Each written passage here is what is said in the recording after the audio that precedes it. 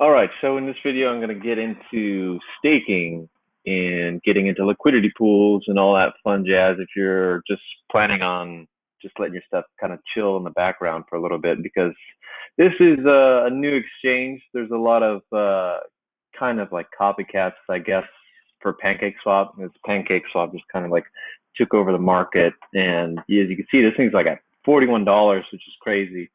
And this guy right here is at like $3. So I think just a day ago it was like up to $5. So, and right now I'm in this one already. I think I only put about like, 60 bucks or so, and I've already accumulated about 8. And I just started this like last night. So you could get into these liquidity pools, and for every transaction you get a percentage, and this is kind of like a farming deal. So you could harvest your tokens and you could sell them, and 8 times all that fun stuff. So how to do that is, what you're going to do is you're going to go to trade, and then you're going to go to liquidity. That's if you're interested in doing these liquidity pools and all that jazz. So you're going to have to combine 2 tokens. So if you wanted to add liquidity, see here, I would recommend looking at the farms and seeing what is the most beneficial, because I got into BUSD.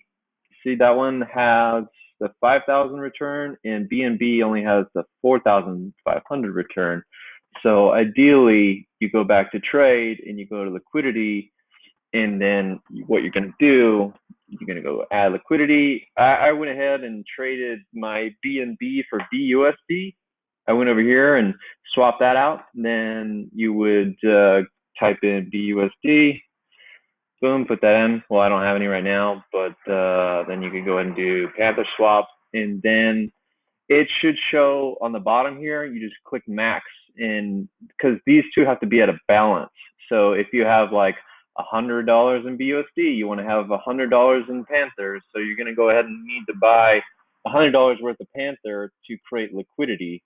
So you go ahead and put these in the pool, and then you create this token here, which is LP tokens, and then you're going to go ahead and go back to farms, and you're going to go ahead and jump in these pools, and then you go ahead and just sit back and watch you collect tokens just over time, if you wanted to sit and chill on that, which is pretty nice.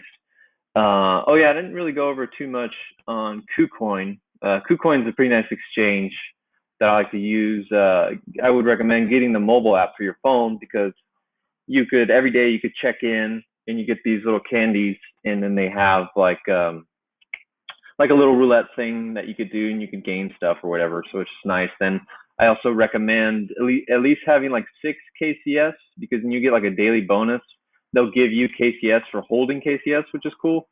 So that's nice. And also too, I didn't talk about it too much, but if you were to go ahead and buy on KuCoin, you don't need to actually verify your account to buy on here. And I've done this.